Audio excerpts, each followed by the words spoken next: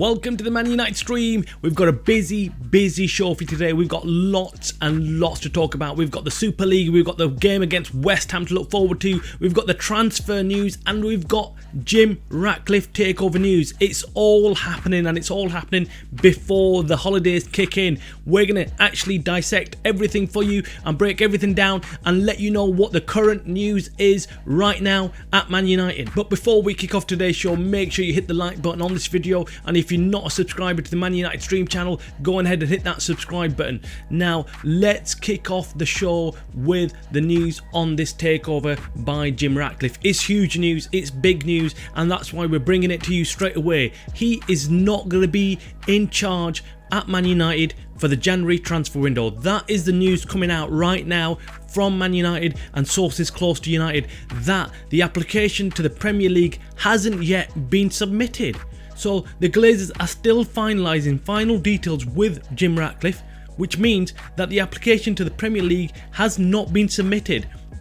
It looks like it's going to be submitted in the next couple of days or weeks, which means that it's going to take the Premier League at least 6 to 8 weeks to complete everything. And by the time that is done and approved, and by the time that's all processed and approved, it will mean that the January transfer window will be over. And all this speculation that we've been hearing the last couple of months that Jim Ratcliffe will be in charge for the January transfer window and we will have a kitty to go out there and spend, that might have fallen through completely, and we might be in serious trouble here about going and signing somebody else unless Man United do not go and sell a few players like Sancho early on in the transfer window. We will not be able to go out there and sign a new player. That is worrying news for lots of Man United fans, and this whole takeover news is really bad news for a lot of United fans. We do not want any delay, and this delay is just something that should have not happened. We should have had this done a long time ago. In yesterday's show, we also discussed this huge news coming out about the European Super League, how the European Court of Justice gave it the green light and how clubs could now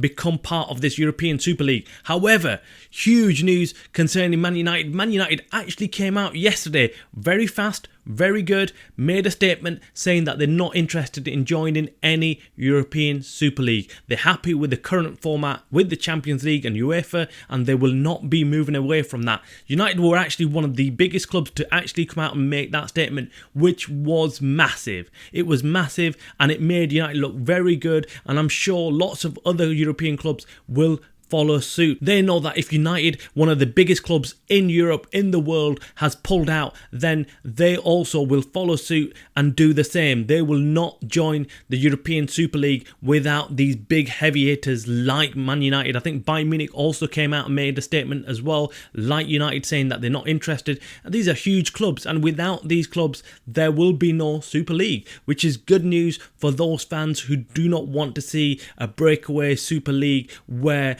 smaller clubs are not allowed to break in and these big clubs will just run away with the finances and just simply be uncatchable for any other smaller club.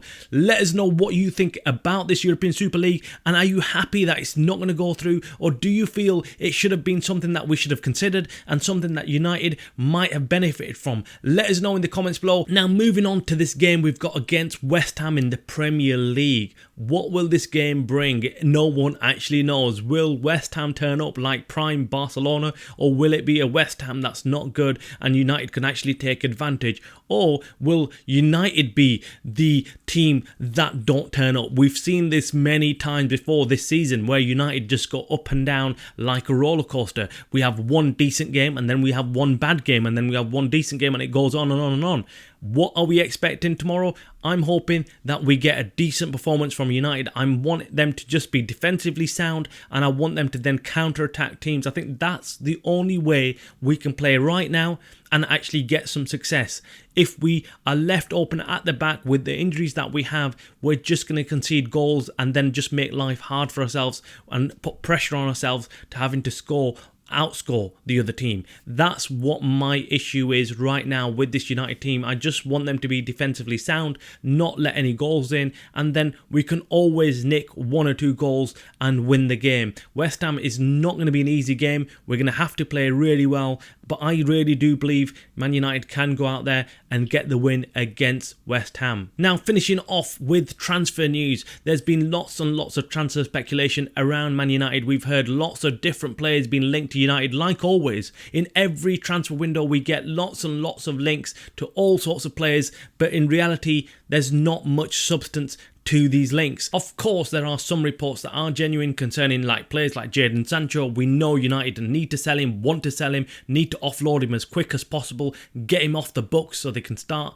saving some money or go and spend that money on buying somebody else. And I think that is the way United will approach this January transfer window. They need to do one out, one in situation. And I think Jadon Sancho, they'll be hoping that they can make some money on Jadon Sancho and then go out there and buy somebody else as the direct replacement for Jadon Sancho. Another position where United need backup desperately, of course, is the centre-back position. I'll be very, very surprised if United do not go out there and buy a centre-back in this transfer window. Now, coming back to this Jim Ratcliffe takeover of the 25% and his involvement in United, I'm sure there'll be a get-out clause. I'm sure there'll be a loophole where Jim Ratcliffe can put the money down and United could go out there, buy these players, knowing full well Jim Ratcliffe will be joining and just a matter of formality getting that approval from the Premier League. But let's wait and see. I'm sure there will be movement in the transfer window. I'm sure there'll be ins and outs at United in the January transfer window. There always is. There's always surprises in store.